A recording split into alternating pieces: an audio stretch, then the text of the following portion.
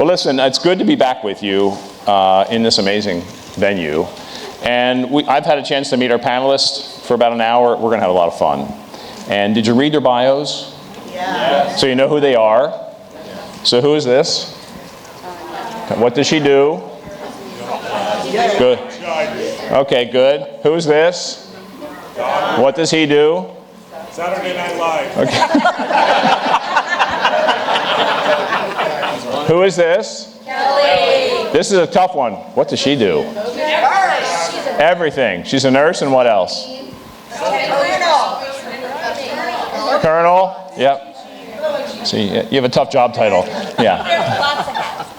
Okay. So, as you can tell, this is going to be casual. We're going to have a little chat up here, then we're going to turn it to you, then we'll come back up here and turn it back to you. So we're going to make this very fluid and fun. But you know, we have a panelist whose entire career was an expert in cold openings and live performances. So Don, I think I have to ask you, how should we open this? And no one's been prepped up here, so don't worry. I would just like to say that I'm a big fan of the smell of popcorn. Would you like some? Especially free popcorn. That's pretty good. That's pretty good. All right, now, we have to start with a few SNL questions, because when we all got together, these two ladies, all they wanted to talk about was SNL. So maybe a couple quick questions. What was the best cold opening you've ever directed? The best cold open was probably one that got the fewest laughs. Oh. In fact, the best three were ones that got the fewest laughs. We did a cold opening after the Sandy Hook massacre, where we had a group, nice way to start this session, where we had a group of, we had a kids choir sing Silent Night. And faded to black, faded back up, and they said, all together, live from New York. We had a cold open after the Las Vegas shooting at the hotel with the band that was on stage that day. And we brought them in, and they sang, We Won't Back Down. And a third time, we had Kate McKinnon as Hillary Clinton play the piano and sing Hallelujah the day after she lost the election. I remember.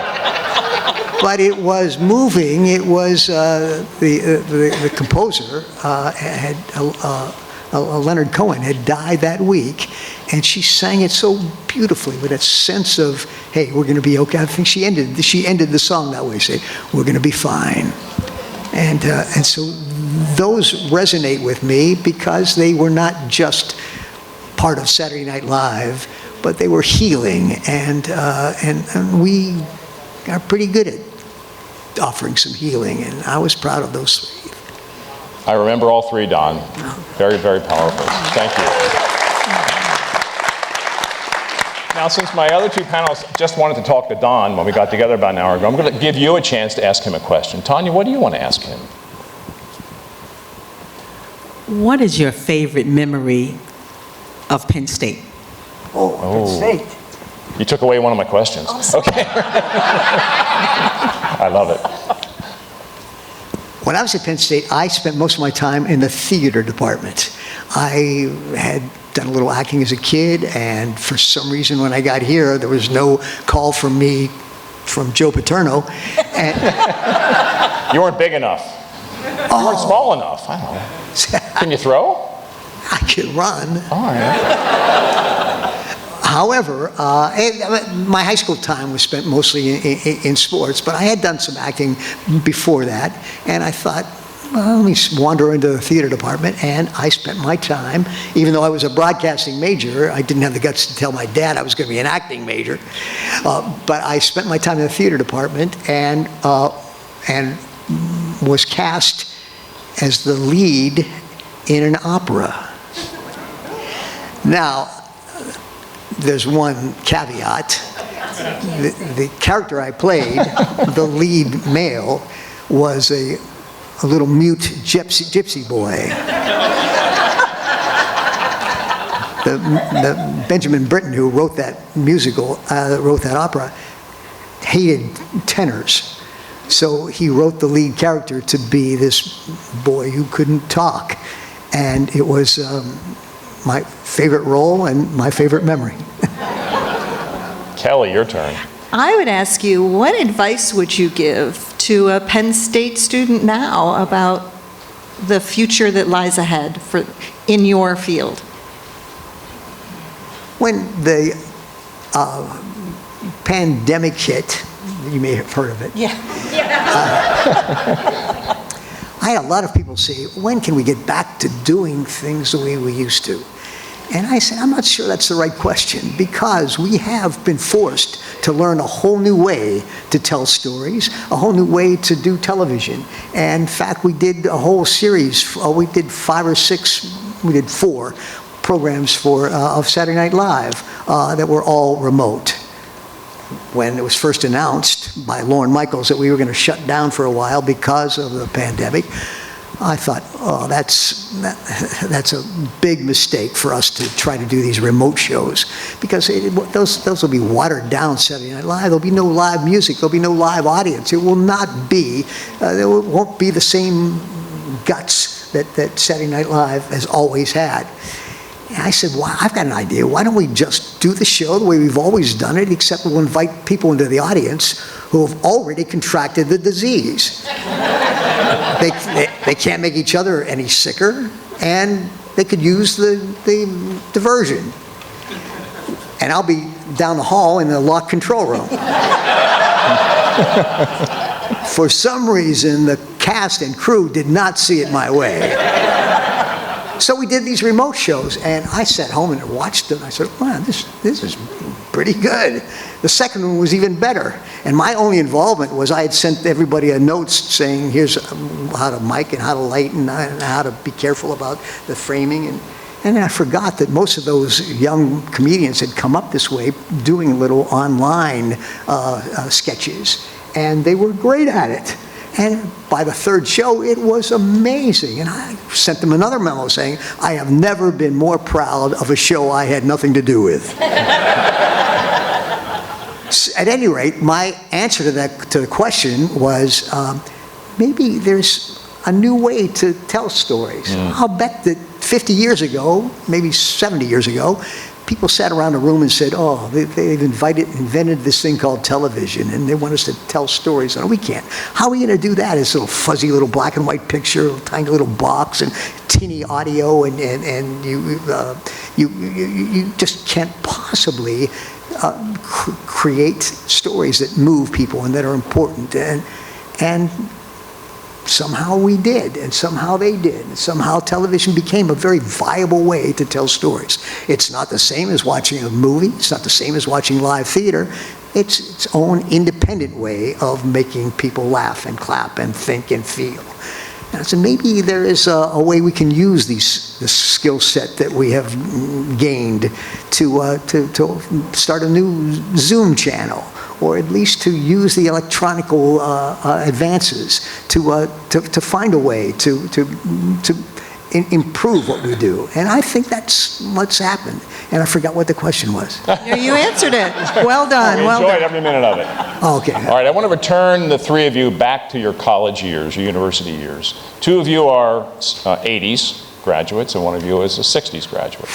And my first question is, and Kelly, I want to start with you. This is a bit of a nostalgia lightning round, so we're going to go through these pretty quickly.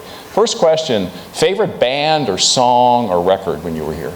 And thank you, great. So when I was here, Prince and Purple Rain was like catching on fire, and it was awesome. And back in the day, we couldn't spend the money downtown at the bars. We'd just go to, West Halls or North Halls or East Hall, and we'd just party in the rooms, right? And I could just remember lots of Prince and dancing and dancing and dancing. Tanya. It was wonderful. Same thing, Prince. Loved the Sign of the Times, that album. And Mr. C's was a club here. I remember. And the Tavern. Couldn't go. I remember. Don. Well, I appreciate the Prince, but I like the king. That trumps the prince. All right, good. All right, favorite snack? There used to be downtown this Subway shop with amazing French fries, and I can't recall the name of it. I keep but it was. I lived in Pollock, and so it was an easy walk down, and that was. So that was it. All CC right, Peppers. good. Thank you. So when I had a few dollars, which was very rare, that's what I would get and treat myself with. Tanya, your favorite snack? Sticky buns at Yep. the defunct Ye Old College Diner. Can you top all this? You know, French well, fries, sticky buns. When I was here, State College was in black and white. And I could be wrong, but I don't think snacks had been invented. Actually, you're right. Pringles was invented in the 60s, so you're about right. It was just launching. Okay, your favorite procrastination activity at Penn State when you're trying to avoid studying? Oh, I had to sleep. So I was in ROTC, I was in nursing. I did not have any time. I would sleep. That was it. And because there was so much. You never procrastinated. I couldn't. I didn't have time to procrastinate. I love it. Tanya, the same? Same thing. I would be in the library Friday night, Saturday night, and I would say, I will meet you at the Paul Robeson Cultural Center after studying. I was really like a type A++. I'm now like a type A+. I somehow think your answer, Don, is going to be different. Well, wait, Penn State had a library?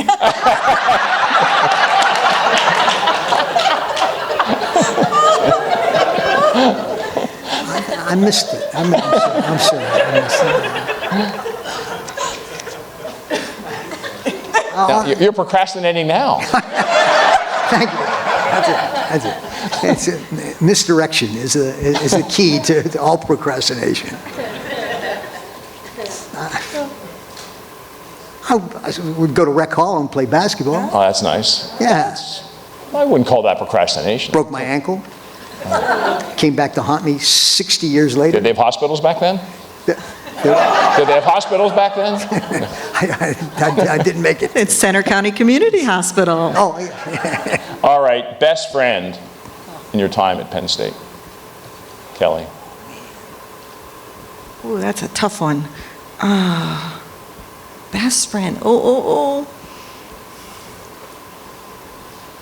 You know what?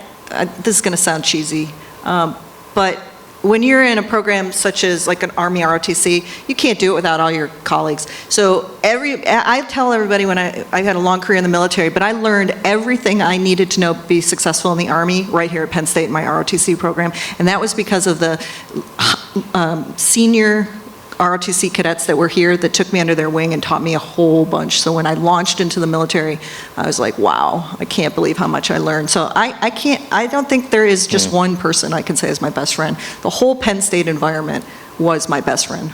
I came from out of state and had never, not now today you get to, come here and spend a night and new student orientation, all of that stuff, right? You can look at it online. I never came to visit Penn State when I showed up here. When I showed up here, my dad drove me down here. We came on the old 322 from Rochester, New York. I came up over the mountain. I saw Beaver Stadium and I said, oh my God, what did I do? I had no idea. He dropped me off with my one suitcase and he said, I'll see you in 4 years. That was how it happened. So I had to make friends here and I had to become part of this culture, and I never, ever looked back. Tanya, best friend. Oh, this is so easy. Maureen Lohman and Rona Jolliffe-Dispute, they are my sorority sisters, Alpha Kappa Alpha Sorority Incorporated. We just came back from Costa Rica. They were in my wedding. I was in their wedding. We see each other every, let's say, month or every other month. And I just have to mention two other names. Rosinia Williams, back then we called her Cindy. And my roommate, may she rest in peace, Erica Huey Downs. I just had such a great community, and now I go by Tanya, but if you went to high school with me or college, you know me as TK. And I let them know, in spite of my title, we have history. And that's what you should call me. You should call me TK. So some people didn't even know my real name. They would refer to me as TK. But I've been so blessed to have these lifelong friendships. And you would see the three of us. We were three musketeers. Don. From TK to DK. All right. All right. I had a friend named Steve Hubasek, who was a theater major and really a fine actor and a smart, sharp guy. I was sure that he was going to be the next Johnny Carson. I mean, sure. And he developed or discovered a deep depression issue, became homeless, could not work, and he died last year. This is a tie into my Sandy Hook story. I'm sorry. But every time I wander these streets, I think of what he could have been, what he should have been, and what he wasn't. I want to stick with this. Maybe you'll tell the same story to this question, but you're sitting here decades after you were a student here.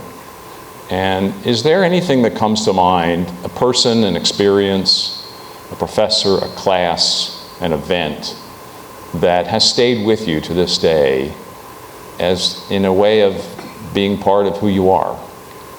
I mean, I met my wife here, so that was very, it changed my life. So it's a very easy one for me to think about. But how about the three of you? Anything that comes to mind? I'll start. I have two things. Certainly my experience in the military, I ended up staying in the military a very long time, so that goes without saying. But from my nursing background, I remember one of my clinical experiences, and I was a student, and I thought I know, you think you know everything when you're a student, and I missed something on a patient. It was in my OBGYN or my mother-baby time experience, and I missed that her blood pressure was too high in my assessment, and I will never forget my faculty person who came and was not very happy with me about that and said a few things that resonate in my brain today, but that taught me a very big lesson that you can't miss those kind of things in clinical practice, right? Because, and so I won't ever forget that. Wow. Tanya? Oh, Dean William Gibbs.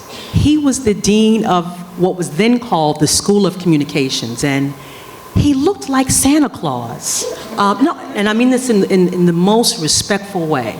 Warm, humble, and he gave me so many opportunities. And I remember we drove to Hershey because I was an IAMA recipient. He nominated me for the award, and from that, I also had the privilege of working one summer at DuPont in Wilmington, Delaware. That was wonderful. And I regret that I didn't stay in touch with Professor Gibbs. And another person is William Rotfeld. He was a professor here, and I so enjoyed his class, Media and the Law. And I'm happy to say that he does know that I am a judge. I kept in touch with him, and so just mentioning his name, that tells me that I need to reach out. And also, Lawrence Young, now retired, we keep in touch. Then the director of the Paul Robeson Cultural Center, and Arlene Cheatham. Many of you may know her husband, Dr. Harold Cheatham, and she was my academic advisor, and I'm happy to say that we keep in touch from time to time. So it's these people that poured into me, saw something in me, and supported me. And also the various nurses at the Rittenhour Health Center. Now, You know I had the 411 who came up in the Rittenhour Health Center, right? But never said anything. But these nurses were wonderful. Invite me over to their house for dinner. And it's these connections that will stay with me. My mother was a college nurse, and what a career.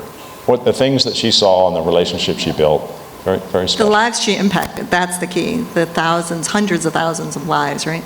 Yeah. It's rewarding. Don, how about yourself? Close us out on this one. I mentioned that I became a broadcasting major just so I could stay close to the theater, but my final year, we had a project where we actually had to produce an actual show, and we were assigned our roles. I believe I was the producer, and what we did was bring a group of people in to talk about some project they were doing, and it was a sort of a live talk show. And the student who was assigned to direct it put the headsets on, and I could see that his hand was shaking a little bit, and he said, all right, let's do it. Take one. I said, well, no, you got to roll tape first. It's, oh, you got to roll the tape. Okay, ready, 2, take 6. No, I don't even, I'm 4. No, I don't, I said, whoa, wait a minute. Don't panic here. All you have to do is just follow the action. And and his hand was still shaking. I said, let me do it. I put the headsets on, and I started to call the shots as they happened and transmit what I needed to the crew as quickly as I could in a shorthand of, give me a little tighter shot, ready, 2, take 2.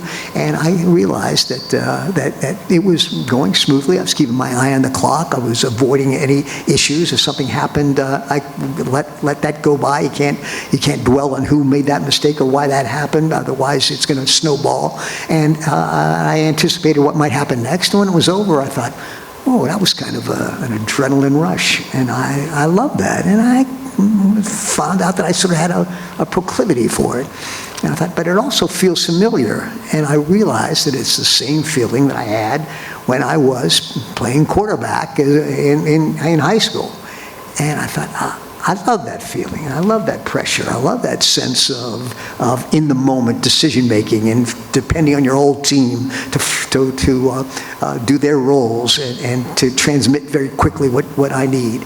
And that adrenaline rush and that sense of excitement stayed with me for the next 53 years. And every Saturday night I would get that same rush, that same challenge, that same sense of, hey, I'm sort of guiding this team through an event. And that happened here at Penn State, where my first job was at it was WPSX at the time, WPSU. And I started my career directing at a black and white television station here at Penn State. We're going to go to this great audience in a moment, so have your questions ready, and we'll bring the lights up. But I have one question to lead us into your questions. Our conference is themed about leadership and managing through adversity.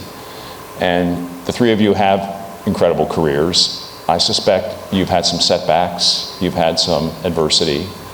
So could each of you tell maybe a story about some time in your post-Penn State life when you have confronted something that was difficult, challenging, and how you navigated through it, and what you learned from that might help our great alumni volunteers in the audience. Does anyone want to start with this one? I'll start. Let's see. 2013, because I was elected to the bench in 2005. In 2013, I really thought I would elevate to the Supreme Court. And it's a two-step process. The first step is you submit your application to the independent judicial screening panel, and you are reported out. And that means that they believe you are qualified to become a candidate. And the second part, if you make it through the first, then you have to get the political support. And I did not come out the panel. I was devastated. And I had to take a step back and let the ego go. And to really think about the fact that when a door closes, it's because another door is going to open.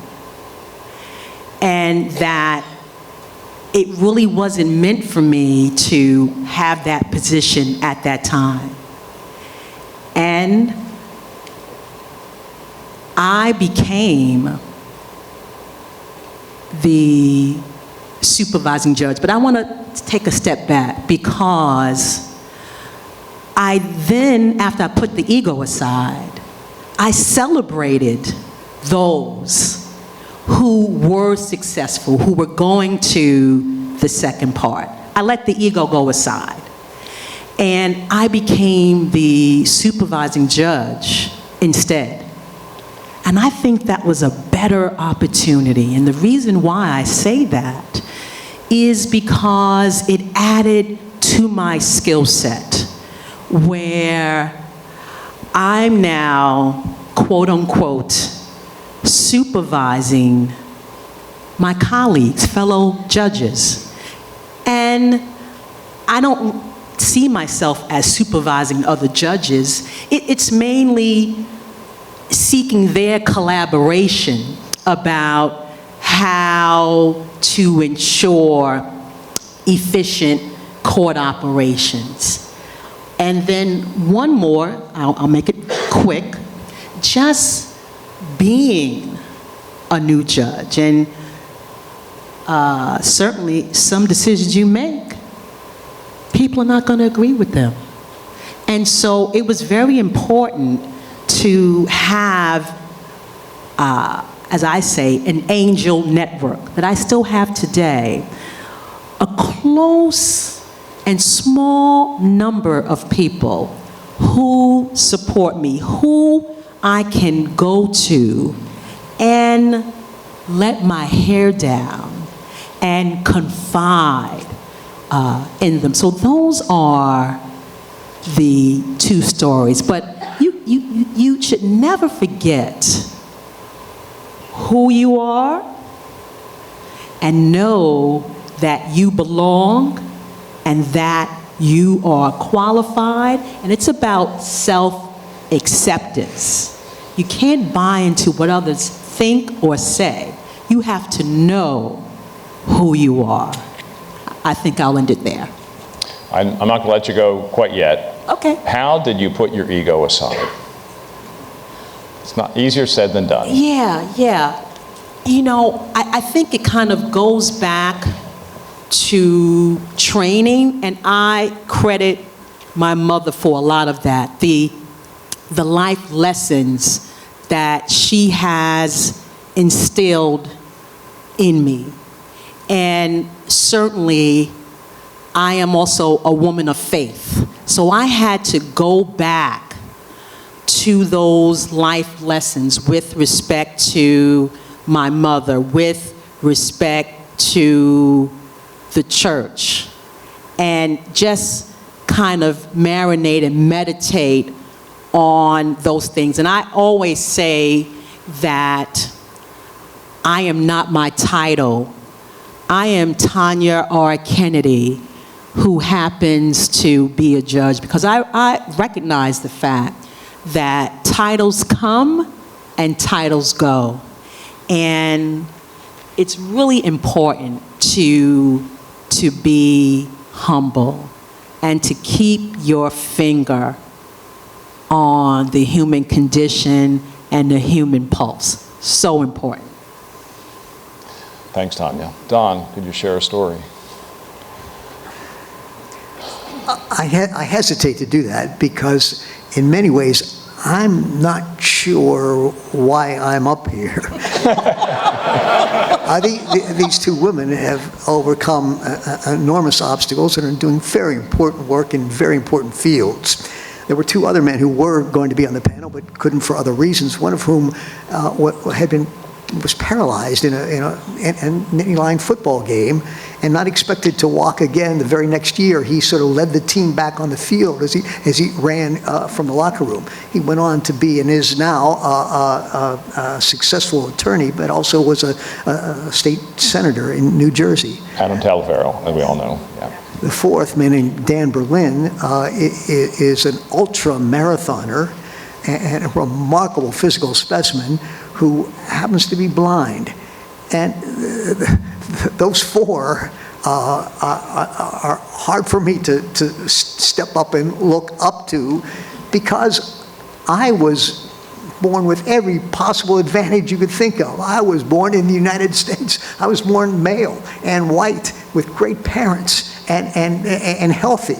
And if I had half the soul of these other four people, I wouldn't be a television director. I would be Pope.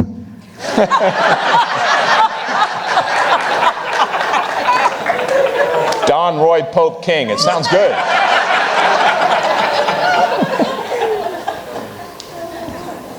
So you're not going to, that's, okay, all right. Well, I would have to say, to your defense, the 3 stories you told to open up this session about 3 things you did with that cast to help us heal. Don't minimize that. I remember that vividly. I remember, and I also remember what you did after 9/11, and I was in a weird situation at that time, and it's vivid. So you have helped the country deal with a lot of stuff over the last several decades. I would love to take credit for any or all of those. I can't. However, that's Lorne Michaels who made those decisions and has a sense of maintaining the integrity of that show and the value of it, and he's the one who insisted that we do what we did. I pointed cameras at them, and that's it. Kelly, come on. I'll start by saying sometimes you're put in the right place at the right time with the right skills and the right level of energy to tackle it. And most of the time people think I'm talking about my time in combat when I served in the military in very bad places around the world. And actually, I was just minding my business last July in 2020, and it was a weekend, and I was at my house just, minding my business. And the phone rang, and I answered it, and it was Provost Nick Jones. And I didn't know Provost Nick Jones at all. I think I had seen him at an event once, and that was it. So not my friend, not knowing him at all. And he said, and those of you that know him know he speaks with he's New Zealand, so he has a bit of an accent on the phone. And he said, Kelly. And I said, Provost Jones, how can I help you? And he said to me, so he went through a little bit of the history of what was happening, with the pandemic and with what was going on at Penn State. And he said, so your name came to my attention as someone who might consider leading up our COVID operations. We really didn't have a name. He didn't have a name for it at that time. And he said, well, would you consider that? And I said, yes. And I think he tells the story now. He'll say he was taken aback. He never had someone say yes so quickly in his entire academic life, right? So he said, you don't want to consider it and think about it? I said, no, I don't need to think about it. I know I have the skill set to help the university. And so he was like, all right. I said, well, I'll get back to you midweek and we'll talk again. And that was it. We hung up. So then after you hang up the phone, then you have that realization that you have just said yes to something pretty darn significant, right? And at the time, and I still am an assistant dean and an associate teaching professor over in the College of Nursing, I needed to think about, okay, how's it going to impact my day-to-day? And I was then elevated really to be at an executive level of the organization at the university. And so I spent that entire evening, the whole next Sunday, thinking about all of this, putting things down on paper. I called my dean, who I said, is this okay with you? And she's like, absolutely, super supportive, could never have done it without my dean's support. But then really it was a takeoff from there. And I often think too that you can bring skills and you can do a lot of things, but you can't do it alone. And so the first thing that came to mind is I needed a team. I needed a team that represented the university, that had some skill sets to bring in to be able to do this for the university. The university is quite big. I don't know if you know the data of the university, but we have over 90,000 students across the Commonwealth and beyond. We have 37,000 employees that come swim through our system all over the place, and they're not just in Pennsylvania, right? We have have employees outside of the Commonwealth. We have 24 campuses. We have lots and lots of activities that go on, and some I affectionately call large group activities. So if you get my drift, right? Large group activities that I knew were going to be impacted, and I had to really rapidly. And remember, the pandemic had started months before that. So I really jumped in, and we knew students were going to try to come back in literally weeks. So talk about adversity, talk about trying to put together a team literally overnight, plans and process in place, resources, trying to get everything in place, the technology, the data, who, what, where, when, and how. And the best part of all of that was the fact that I was empowered, and this takes strength. I mean, you talked about Lauren Michaels. He empowered you to do your role, right? In your world, you have someone who empowers her to be a judge and a justice. And here I needed to be empowered to make decisions at the very highest level with support of the president and, of course, our board. And, but there was a lot of constituencies out there. There's a lot of people, and as you all know, have had differing opinions about the pandemic and the impact on our society. And Penn State is just a microcosm, well, a macrocosm, really, of our society. And so trying to navigate all of that. But I knew that my years of service, that I knew I had more service to give. And I am incredibly honored to have been asked to do that, and I continue to have this role, but it was only because I said yes. And so my lesson to you is, if you don't want to get something, don't answer your phone on a Saturday afternoon. Because it might give you that minute to say no. But now, over 2 years later, here we are. And yes, it has not been out without some warts and certainly some bumps.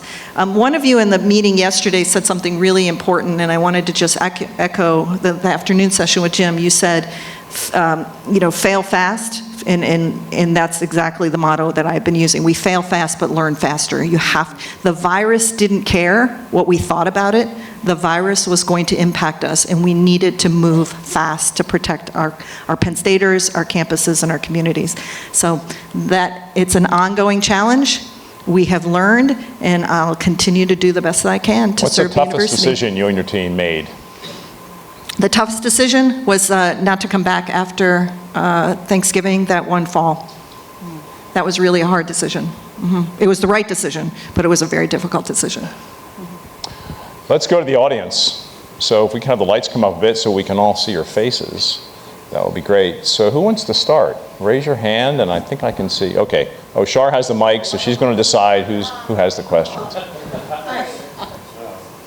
First of all three of you, don't undercut yourself. You all have healed.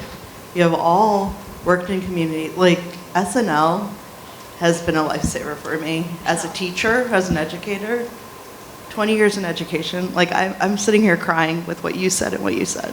And what you said. SNL, comedy, stories, that's what's been healing me.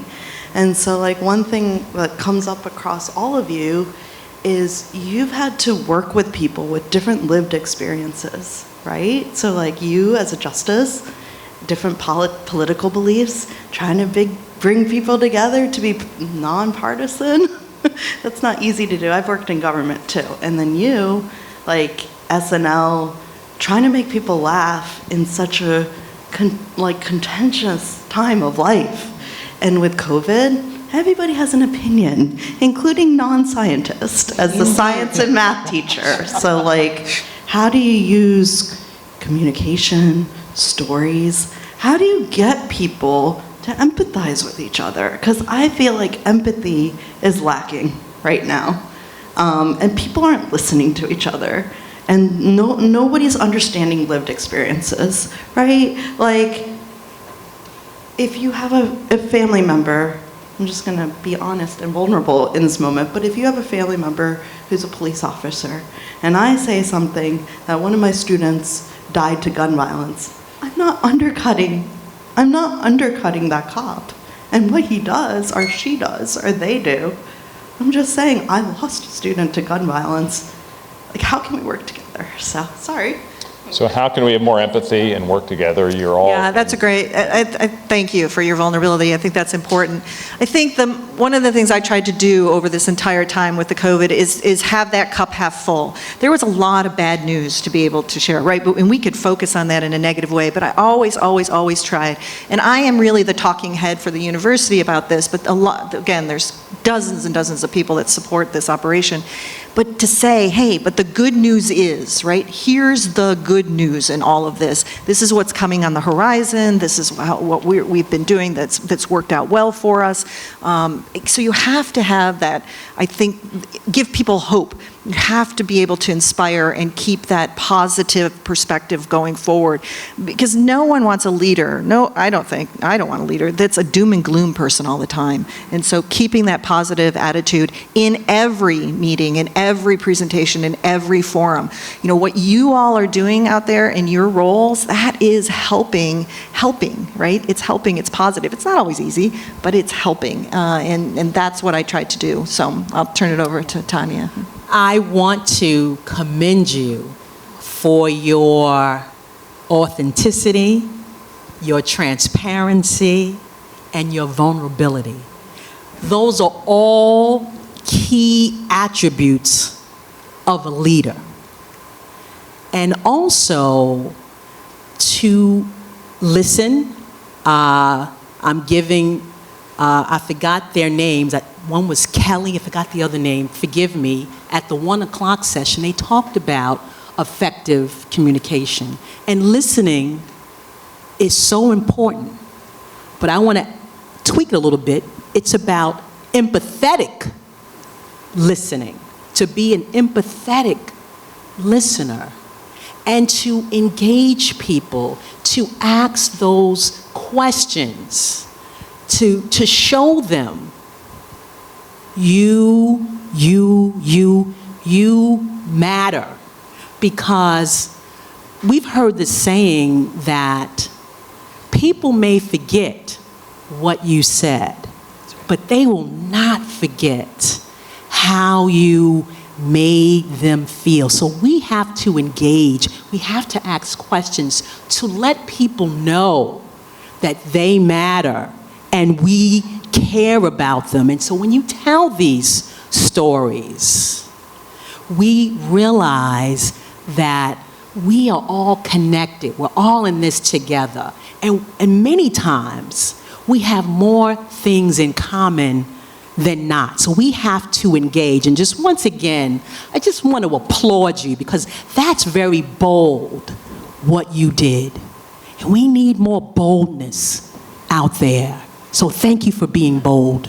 Yeah, and I'm going to add to what Tanya just said, really important, is I felt super, I needed to be a credible source. I needed to be a credible resource. And so I constantly was saying, this is the truth as I know it to be today.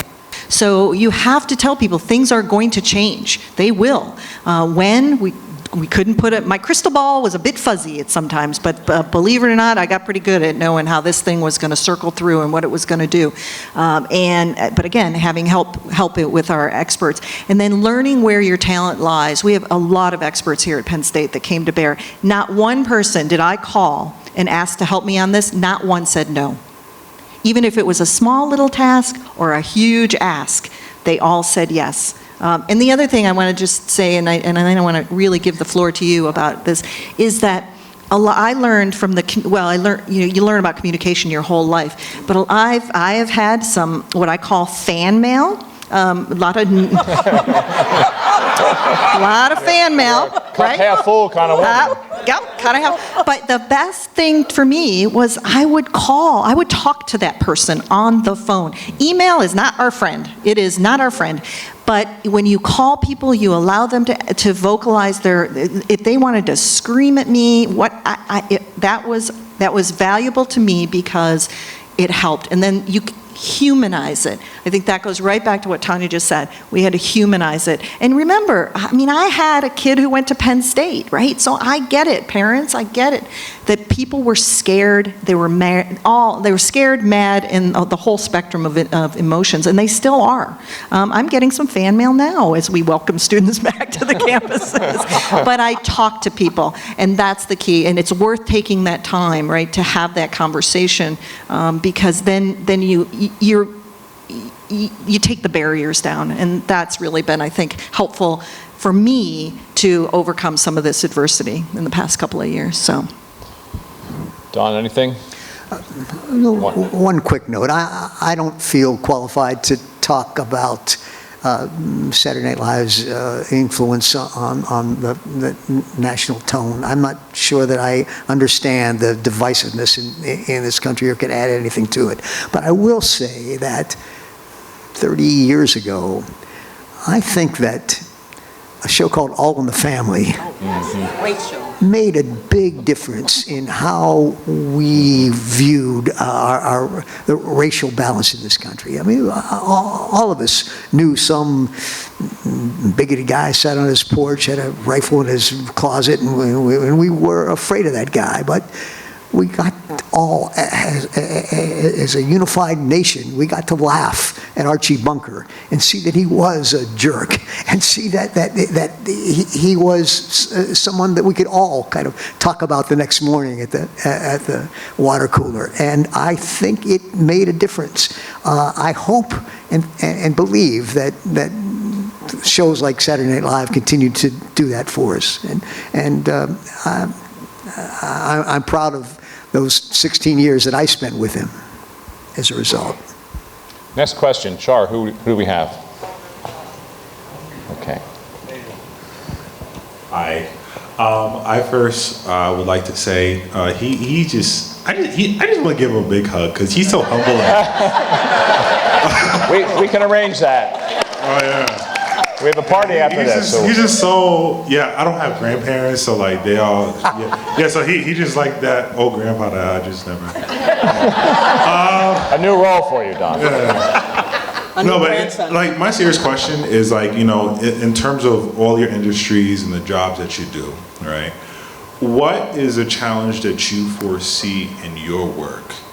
And what do you feel could be a very nice solution towards solving that impending challenge, whether it be your work as for the COVID task force, your legal career, and just the amazing work that you do for the media. So entertainment, the law, and healthcare. Yeah, I'll start. I can be pretty quick. Healthcare, a bullet train is coming our way. It's already started and it's coming our way, and we're going to have to deal with it. Two things: behavioral health, mental health challenges in our nation, and it's not particular to any age group or race or anything. Mental health, and the other thing is we have a disability coming our way with this long COVID, that people are going to experience long-lasting effects from the pandemic that we don't yet now have the science behind it, right? But it's coming.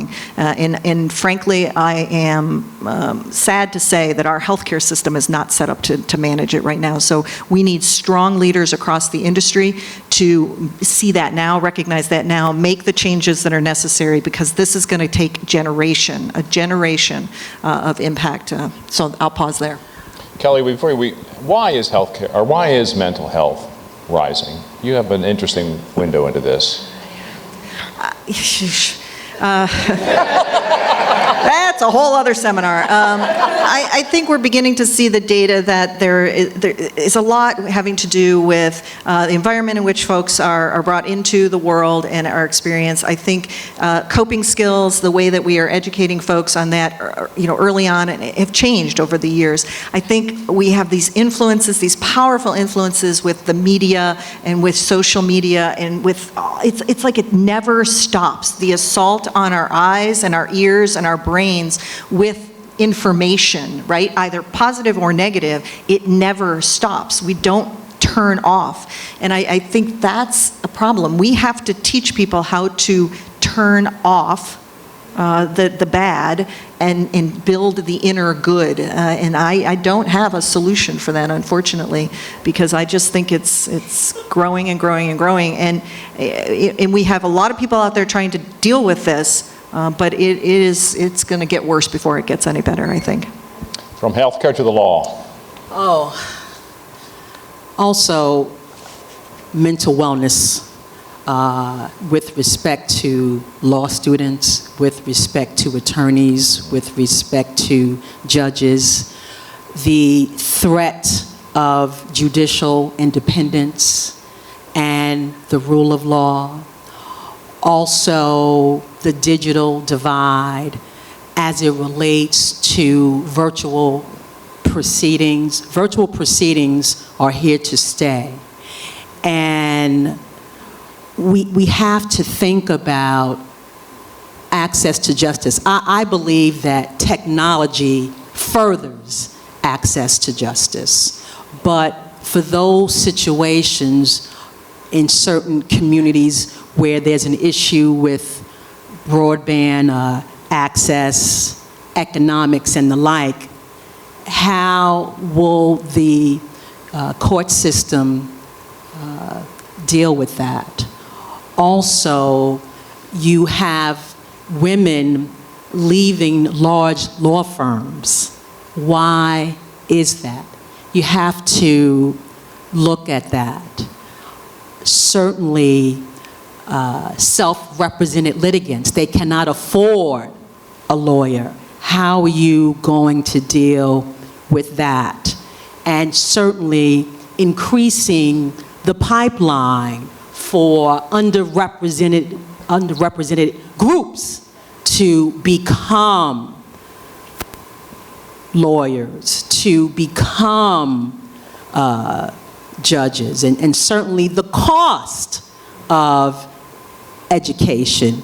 But I'm an optimist, and I believe in the generations before my generation. I am a Gen Xer, and I believe that it's the generations behind me who I just am very proud of, that they've come out, they have spoken out about the various issues, and I have hope that they will give some of the solutions, and that there will be, how would I say, a coming together of the intergenerational relationships to solve some of the issues in the law, in the healthcare, in the media. So I say that the glass is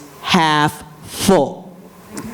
Of all those things you talked about as challenges, and that was fabulous, which one are you most personally interested in? You know, I have to tell you, really all of the above. All of the above. You know, and the They're thing all is, related to, aren't they? that's it. Yeah. Entertainment, Don. Well, once again, although the question did start with a lovely hug, thank you. And a new grandson. And a new grandson.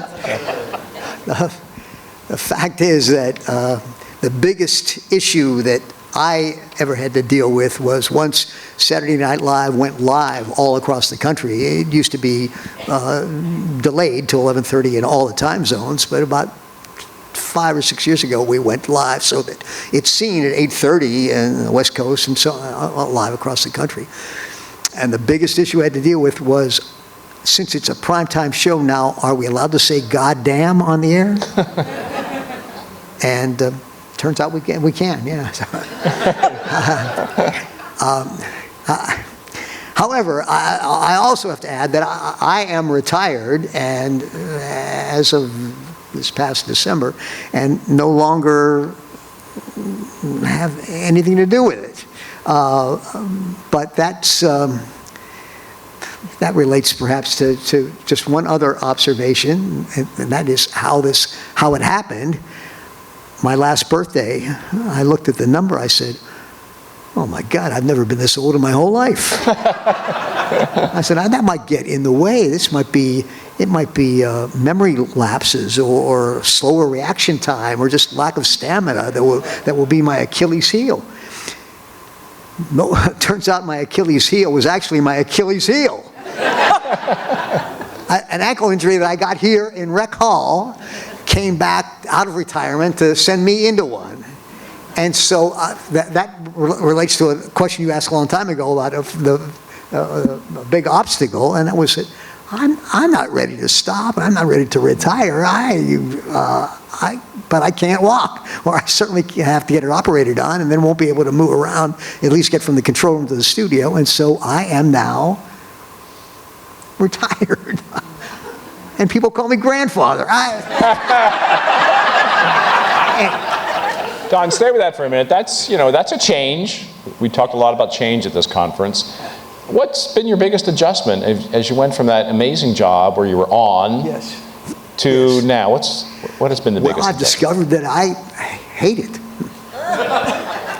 No, I had a great adjustment. My daughter graduated from Carnegie Mellon 2 years ago with a degree in theater directing, and she went to the High School for the Performing Arts in Manhattan, the Fame School, LaGuardia.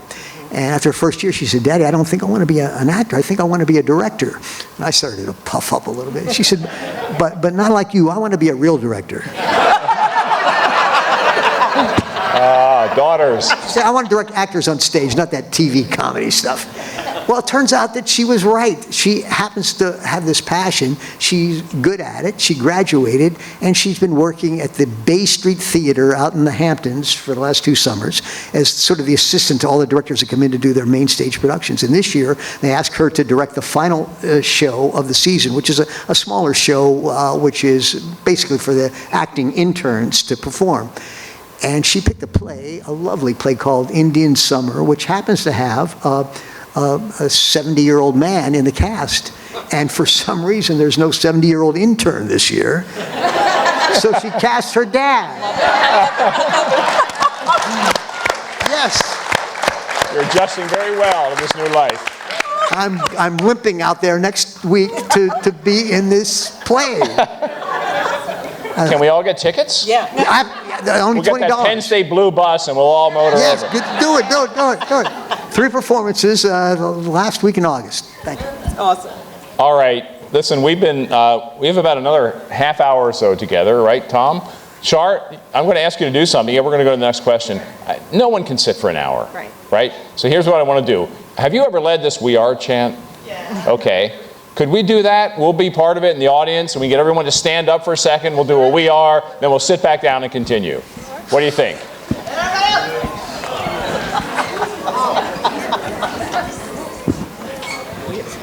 We are Penn State! We are Penn State! We are Penn State! Thank you. You're welcome. Char, you've done that before. All right, great. Okay, we have another question. One more, and then we're going to come back up to the stage. Then we'll end back with you. Next question. Who has the mic? Over here. My question is for Don. Do you have lines? Oh, that's good. Do you have lines? Remember, it's your first talking part. Absolutely, and I've fortunately had the entire summer to learn them. I forgot how hard it is to do that, and for some reason, the older you get, the slower you are at memorizing lines. But I've got them down now. I can do a monologue for you if you want right now. We might go there. We might. Or maybe at the dinner tonight. Yeah, okay. Okay, yeah. I see. Okay. One more question. We have. Who has the mic? There we go. Hello. Thanks. My question is, since you have all graduated, what is the biggest change that you've seen with the university that's been beneficial, or you think like you wish you had when you were around? That's a good question. I'll start, Yeah. I think. The World Campus has really been a huge change for the university, right? I mean, there's about 18 to 20,000 students in that system, and that really can reach around the world. And I've had the privilege of serving on our Commission for Adult Learners. Last year, I was the chair of that commission. Really, the reach of Penn State around the globe, just off the charts with the World Campus. Now, I know it's older. I mean, it's been around for a long time now, but it wasn't here when I was a student. So I think that is one of the amazing things. The second thing I would say is the emphasis on our innovation, the innovation, the launch boxes and all of that Dr. Barron initiated when he was president, and the growth of that across the university, I think really helps in that space, in the creativity space. And so I appreciate all of those. There's, I'm sure, tons more. Kelly, I had a Penn State, you reminded me, I had a Penn State pride moment this morning. I got up early and hiked up Mount Nittany. I've never done that in all my years of coming here. And I met a young guy on the trail, and he introduced himself to me, and he said, I'm from Seville, and I just arrived here a few weeks ago. I'm in the World Campus, and I'm here personally now to do some research. And he said, I just love it here.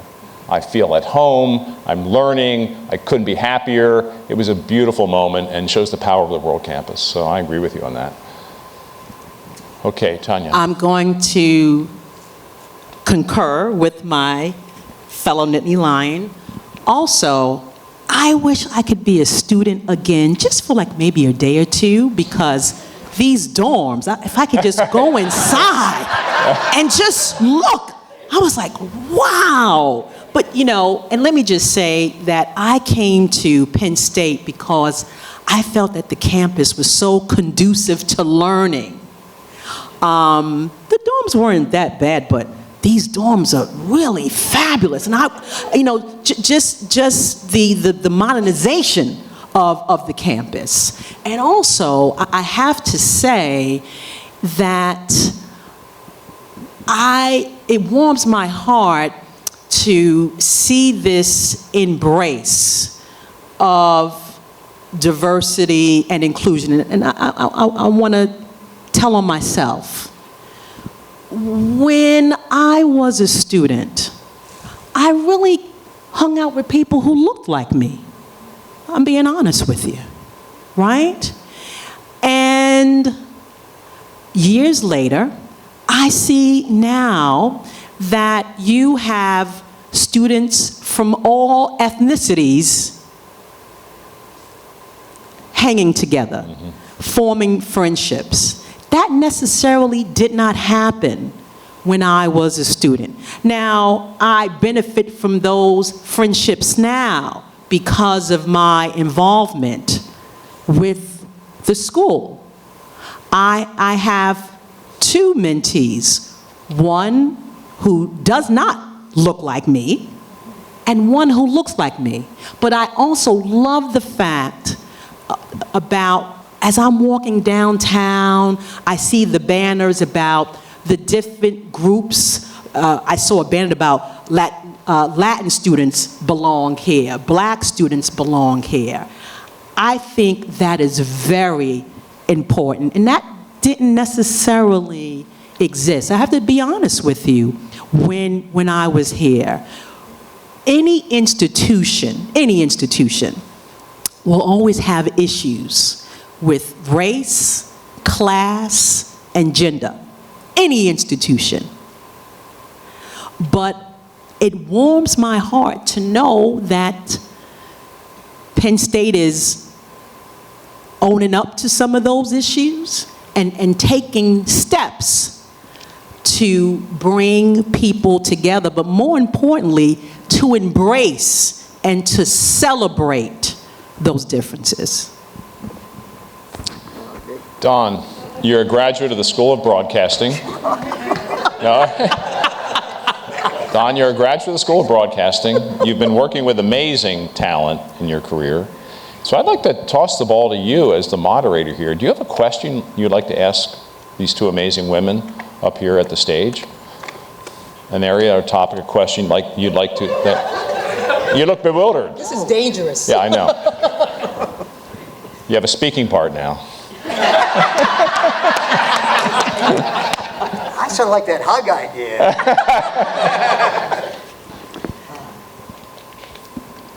What? Is your microphone? Oh, I'm sorry.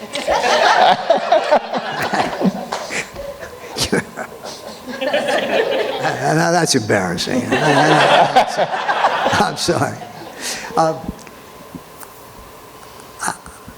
I guess since my experience here was so many years ago, and when I hear the two of you talk about what it's like now and how things have changed and when things work and don't work, I feel younger, and I feel that there is a revitalization and a renewal for me.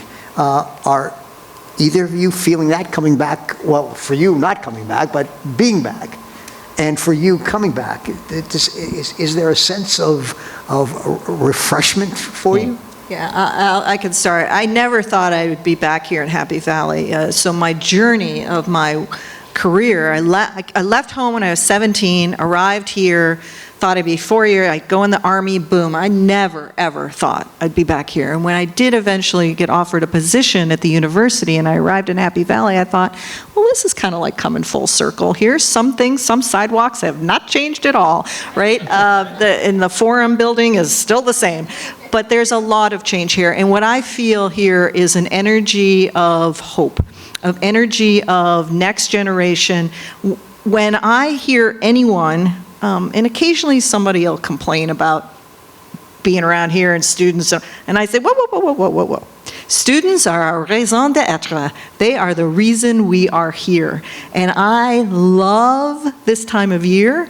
I don't care if every parking lot is full. I don't care if every parent is asking for instructions on where to go. I don't care if all those big wheelie things I don't care if every restaurant now has lines. I don't care that Trader Joe's is backed up. I don't care, because they're why we are here. And I will always believe that Penn State will continue to be a place where we send our kids. There's a lot of generations here, right? A lot of generational kids, but a lot of kids from around the world now coming to Penn State, and it will impact them forever, and in a good way. And that's to me about the energy that here. I love being on faculty here, and I tell people, I retired from the military. I don't need to be here. I'm here because I want to be here, and I feel like that I can help the next generation of Penn Staters, and so I'm completely honored to continue to do that work. What are those big wheelie things? Oops, I'll get it. The barrels that they bring all their stuff up to their, Did you plan this? This is like an SNL stunt? Yes. Don't slip. No, sorry about that. You know the big barrels that they bring all their stuff into their dorm rooms now? It's like they move in, right? Back in the day, I had a suitcase. That was it. Here, they bring everything now. So, yeah. I'm sorry. I enjoy returning to Happy Valley, and we talked about this off stage. When I was a student, I really just couldn't appreciate all that Happy Valley has to offer. And I am from New York, particularly Harlem. So I'll tell you, I am urban. And for those of you from New York, I always say, I need to be in walking distance to a bodega, okay? I need that. I need the train, I need the bus.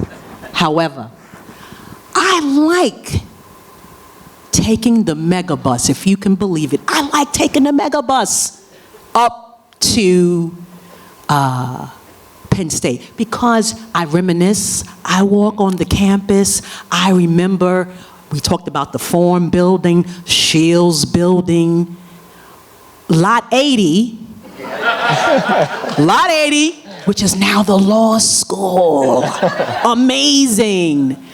And I always remember my first day in Runkle Hall. So when I come back, it gives me a sense of youthfulness.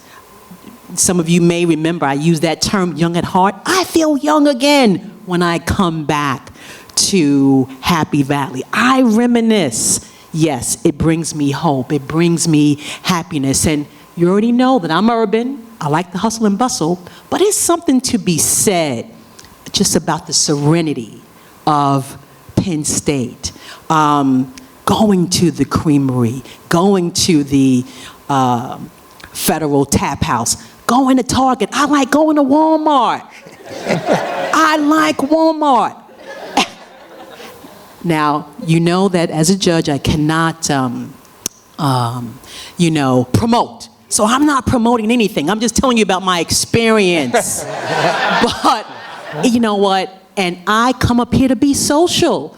I was here for the 4th of July. I had a great time. Went to the winery, etc., etc. So for me, Penn State is a source of renewal, hope, just being happy. And when I text my mom, and I'll stop talking, I said, greetings from Happy Valley. Greetings from Happy Valley. This is a happy place. Yeah, but nobody called you grandma. You never live that down. I have a question for you. You're all, you worked as an employee, you worked as bosses, you worked on teams. Could you reflect on something a boss or an employee did for you that was extremely meaningful, that you can remember today? Yes. Tanya, yeah.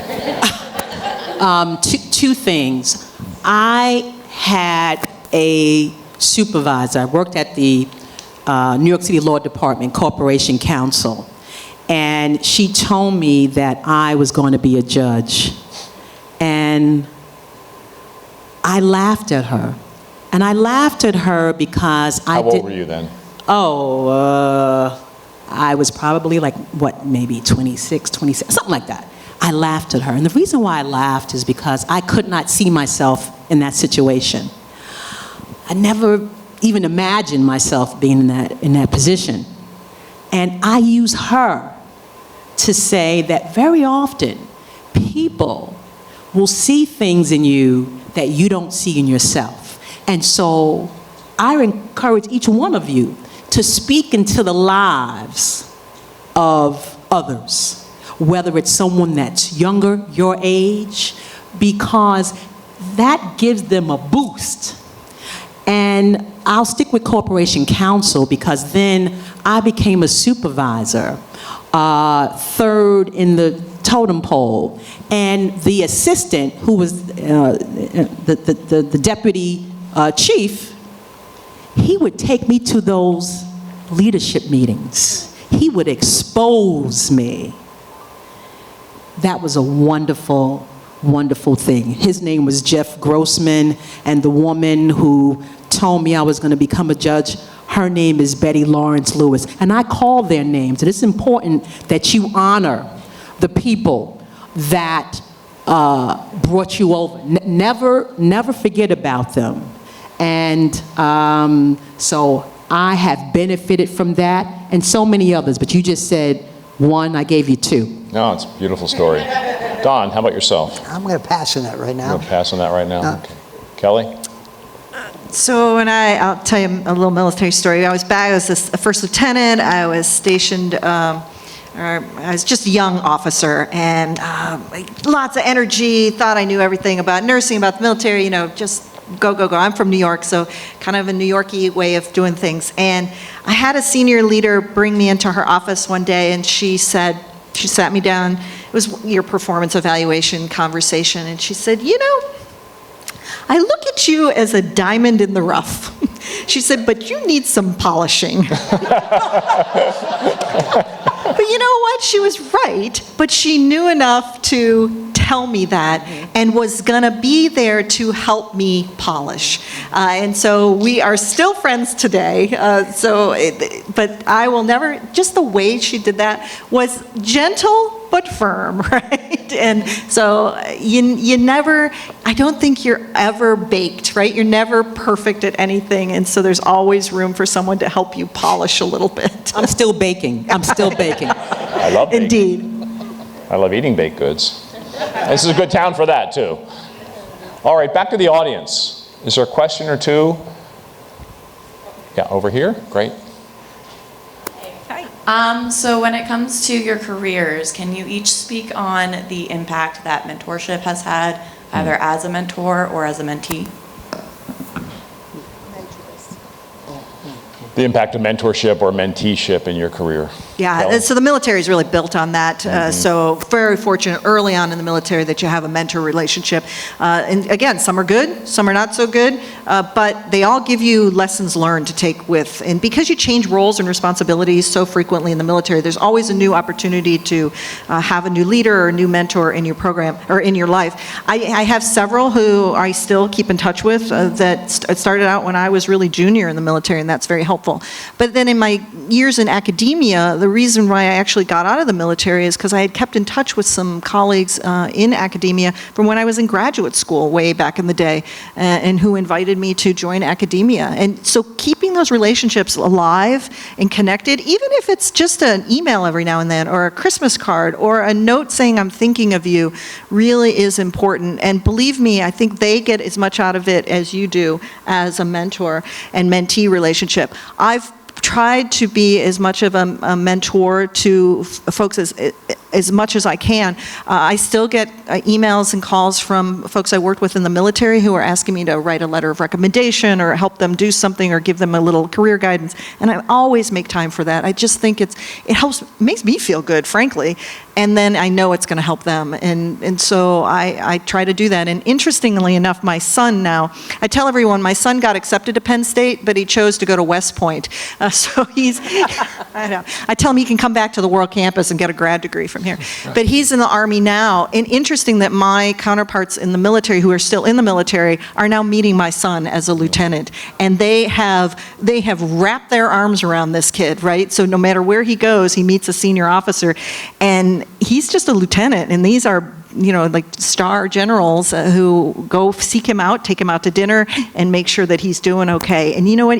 That is just so invaluable. So it's a family event, and it reminds me very much of a Penn State community, right? Our alumni association, we're everywhere, we connect. It doesn't matter. I just invited all of them. If they ever had trouble staying in town, they could call me, and I have a room in my house. I've got a big house out in Boalsburg, and you know, sometimes hotels here are not easy to get nor cheap, but I always have space for people at my house, and that's just, you know, because we're Penn Staters. So it's very similar to the military culture, and that's what I love about it. So now we all want to hug you. Well, it keeps me alive, right? It keeps me living, and I just love it. I believe in mentoring. I have been fortunate to have a number of mentors. Some that look like me, and most, they don't. And I am also fortunate to have relationships with former mentees that I now consider a family member. But I also believe in something that's called reverse mentoring. That's key. Now, you know that I'm 55 years young. Would you believe that my former mentees, and you know, they're in the 20s, they mentor me. And I find that very exciting because it keeps me relevant. I think it's so important to be relevant that I can engage with the various generations. But I want to talk about something else that I think is even more important than a mentor. Mentor is important, okay? We're going to put that box over here. But a sponsor, that's really more important, because the sponsor is the one with the power, with the clout, who can speak on your behalf when you are not in the room. Can you tell me your name, please? Janelle? You know, did we think about that assignment for Janelle? Do we think about that promotion for Janelle? That is key. So how do you get a sponsor? I'm glad you asked. You do that by perfecting your craft, pursuing excellence, being nice, being engaging, smiling, but showing up. And what I mean by showing up, not necessarily coming to the office, but bringing your authentic self, being the best you. So please get a mentor, be a mentor, but also it's key to have a sponsor. And I believe that all of us have benefited, well, the four of us have benefited from both mentorship and sponsorship. We're going to wrap this up in a moment, and I want to ask you one last question, all of you. You have all had...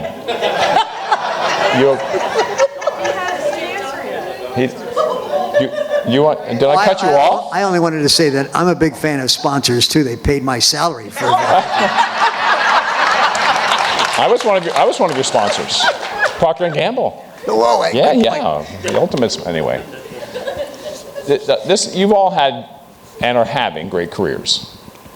And Kelly, we stumbled on your job title because you're involved in so much, right? And Don, you've had this career that is just incredible for all of us to learn more about. You're going to be swamped at the dinner tonight, and now you're moving into acting.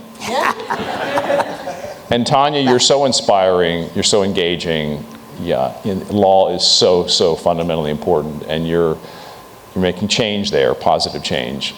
So could you all just reflect for a moment on the most important characteristic in a successful, happy, fulfilling career and life? And one. One. Just one. Okay, I'll give you two. But in your experience, has it been resilience? Has it been building confidence? I mean, what has it been? You can't wait. Go ahead. Go ahead. Can we stay past 5? Okay, good. All right. Okay, I'll try 1.5, 2. Okay. Let me say it this way. Opportunities happen when you show up. And please engage me afterwards so I can tell you about how opportunities happen when you show up. Because I'm in my position now because I showed up somewhere. And we'll get to that. The other thing is being flexible and open to change. And, okay. Go ahead. You're doing well. You can stay past 5. Being strategic. We'll talk more about that if you engage me. Don. I was fortunate enough, or maybe unfortunate enough, when I was in my 20s to direct a show called The Mike Douglas Show. It was a big-time, daytime talk show, sort of like the Ellen of its day. And I was over my head. I was 25 or something, and it was a big-time show with big-time performers. But one year, I won a daytime Emmy for directing. And well, that's what I thought, too. And the very next day, I became a jerk. We don't believe that. Producer would come up and say, I want to do the fashion show a little differently this week. Bring models in from this side. And I'd say, well, wait a minute. Do you have an Emmy? I have an Emmy. So I think we'll do it my way. Well, I had that attitude and it was impossible to deal with for another year, until I was asked to be on the judging panel the following year for the daytime Emmy directing nominees. And it's done differently now, but at the time we would go into an office or into a hotel room and sit and spend the entire weekend just watching show after show. And after about the third show, I thought, oh man, just put on something that'll keep me awake. This is painful to watch all these shows. And I realized that I was no longer judging the quality of the directing. I was just waiting for something that was entertaining. And I thought, well, wait a minute. I wonder if that's what happened when I won. And I look back, and the show that I had won for was a show where Mike had convinced Fred Astaire and Gene Kelly to come on the same show and talk about old-time Hollywood. And they had never done that before. It was this two old guys just sitting there talking about what Hollywood was like and what being a star was like, and it was fascinating television that had nothing at all to do with the directing. I mean, it could have been directed by a relatively bright parrot. Just point the camera at whoever's talking. But I thought, oh my God, that's what happened. Those people sat in that room and they thought, oh, Fred Astaire and Gene Kelly, this is, give the statue to that kid. I realized it's just not a very scientific process. So very early on in my career, I learned that lesson about things like awards, and have won a few since, and realized that it in no way is a sign that God created television so that I could show off. No, it's a sign that it was an entertaining show, produced and written and performed by people who are worth seeing and listening to and watching. And directing is a very small margin of what matters. And I guess that lesson. Oh, I forgot the question again. Don't be a jerk. Don't be a jerk. But Gene Kelly, Fred Astaire, and Michael Douglas, my gosh, that must have been amazing. Amazing. Yeah, amazing. It was. That's why I forgot the question. So Yeah. We enjoyed it. I would just say very briefly is always keep in your circle of friends someone who's going to tell you, hey, you're not all that in a bag of chips, so stop it, right? To keep you grounded. Once you have that, because it can get overpowering, right, or overwhelming, and you can get a little bigger than your shoes, but you're just human. So keeping that person close to you is really important. This panel has been marvelous. Thank you, all of you.